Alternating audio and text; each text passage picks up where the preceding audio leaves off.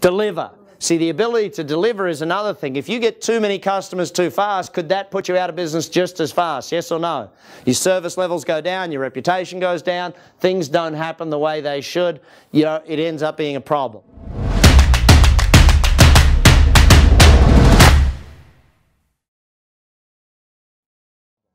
So sometimes we can grow a little faster. Most of the time we've got to go a bit slower in the beginning so that we can get you up to speed, and then we can grow real fast. So in this example, I'm only going to do 10% in each area. So let's imagine we worked on 4 or 5 different strategies over 12 months. We tested them, we learned what works, we've measured them, we got results, we knew what was happening, and we could increase your lead flow by 10%. Now, by the way, for most of you, increasing your lead flow by 10% is as simple as actually measuring where they're coming from right now. One client of mine, this guy spent a lot of money on marketing. He was about 80 grand a month. We started measuring where his leads were actually coming from. We found that only 30,000 of his 80,000 was bringing him in leads. The other 50 grand was bringing no new customers for his business. How fast do you think he stopped spending that 50 grand every month and put it where the 30 grand was, and what happened to his business? 2.5 times the number of leads, because he put the money where it was supposed to go, not where it wasn't performing. Measuring your numbers is real important. We've got to know them. But just doing that won't work for everyone. For the rest of you, that's why we have another 70-odd strategies for you to actually get to work on to build the business. So in this case, 4,000 becomes what, gang? Call it out for me. 4,400. Not a big increase, but it's very powerful. Let's work our way through. Then we've got to work your conversion rate. Again, just measuring it alone. How many of you know your conversion rate now? Like down to the decimal point, you know that if 20 people call, we sell this many. Who knows that number in their business? 1 or 2 of you, fantastic. The rest of you, you got a lot of room for growth if you don't know it, because whatever you guess it is, it's about half that, okay? Most of the time, in fact, I worked with one guy, a big electrical company, a big electrician, lots of vans out on the road with guys doing electrical work in all of these different places. Here's this guy, he says to me, Brad, we're great at sales. We sell 70 or 80% of people that call. Said, fantastic. 2 weeks later, we'd measured it for 2 weeks. 2 weeks later, I came back to visit and I sat down with him and said, how's the conversion rate? And he was very upset. I think, in fact, he was ready to fire all of his staff at that point in time, because he was spending a lot of money on advertising and bringing leads into the business, but they were only converting 17%. Now you think about that, that means more than 4 out of 5 leads are just burned. When they call up, they don't convert them into a sale. We've got to measure it. But then again, we've got another 80-odd strategies to improve the conversion rate. So if we took a year, do you think we could get 10% better in your conversion rate? Yes or no? Yeah, especially if we measured it and knew what was happening and did all those things. So in this case, 10% more than 25 is what, everybody? 400. So, sorry, hang on. This one here, the 25%, not 35, it's 10% better. I don't want 10% more, just 10% better. I should have worded that properly. So in this case, we go to 27.5. So I've already done the math for you. That gives you 1,210 customers, 1,210 customers in this case. Then we're going to work on your repeat business. Now, simplest one of all of repeat business. How many of you, raise your hand if you've done this. Did every customer you've done business with in the last month even, just the last month, get sent a note that said, hey, thanks for buying from us, we really appreciate you buying? Who's done that?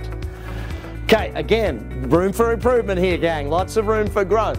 My challenge with each and every one of you is that all of these things have got to happen if you want the business to grow. Give you a simple example. One company sent me a beautiful thank you card. It was a restaurant. I ended up becoming their best customer because my waiter sent me a handwritten note saying, hey, thanks for buying from us. We really appreciate it. Love to see you back again soon. If you need another booking, please call me, your waiter, Phil. He became known to me as Lucky Phil because that guy got good tips. But the point of it is, what are you doing to get your past customers back?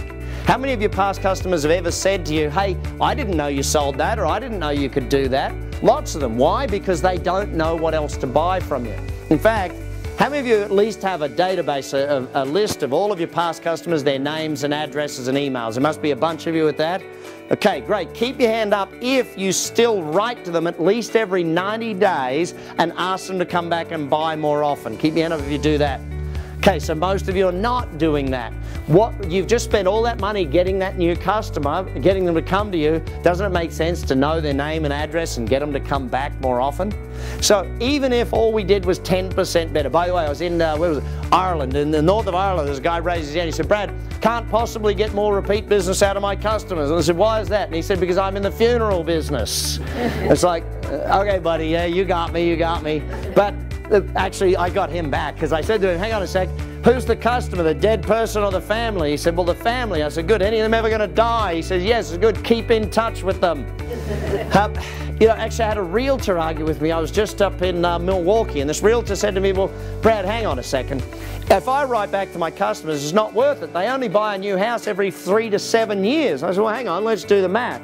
I'm suggesting you write back to them every 90 days. That's 4 times a year. What's it cost to send a letter? You know, $1, £1, €1, wherever you are in the world, it's going to cost you like $1. So here we are, $4 a year, 7 years, $28. Is that a pretty good investment to get a customer back? Yeah, and this is the challenge I have with a lot of business people. They spend all the money trying to get new customers and forget, what about keeping the past ones coming back? So number of transactions, in this case we go from 2 to just 2.2, 10% better. Then we're going to work your average dollar sale. This one's pretty easy. If you just measure this one, it will go up. Or you do the McDonald's lesson. What does McDonald's ask you? You go and order a burger and they say, would you like fries with that? You know, they ask you if you want the fries, and 3 out of 10 people say yes to that question.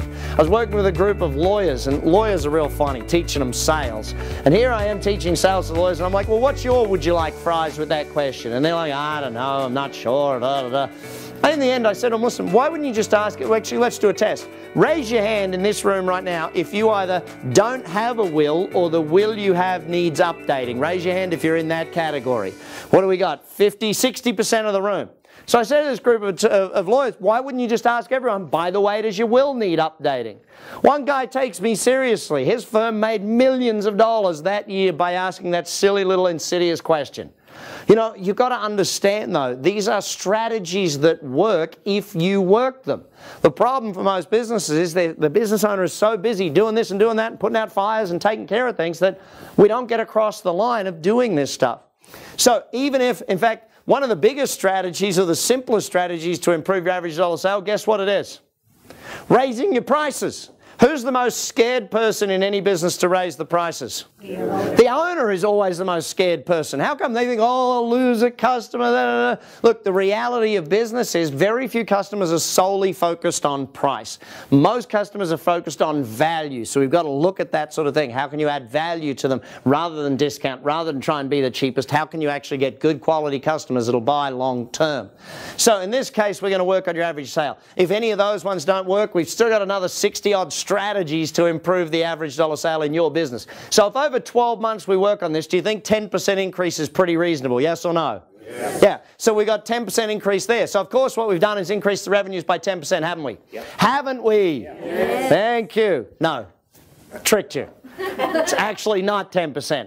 It's 10% times 10% times 10% times 10%. That gives us a $292,820 in revenues in this business. That's a 46% increase in the revenue because of the multiplying factor in this example. See, and then we got to, and where are my accountants again? If we had a 46% increase in revenue, has profits gone up? Yes, they have. But let's pretend we had to use some of the other 50 strategies to improve the profit margin in this business, and that takes us just 10% better again, 27.5. Now we got a take home of $80,525.50. That's 61% improvement in the bottom line of the business. Actually, how many of you would like a 61% improvement in your bottom line in the next 12 months? Say yeah? Yeah. In fact, how many of you would like to have a bottom line in the next 12 months? Anyone in that category? You know, it's one of these things, gang, that when we sit down and look at it, if we're so busy cutting hair or whatever your business does, we don't work on this stuff.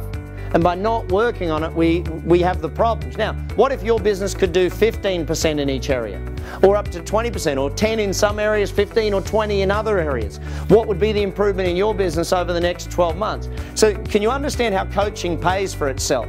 See, at ActionCOACH, we're one of the only coaching companies in the world that A, we do business in 53 countries around the world, but B, not only that, we guarantee what we do, because we pay for ourselves by using these strategies. So that's what happens in your business when we do this stuff.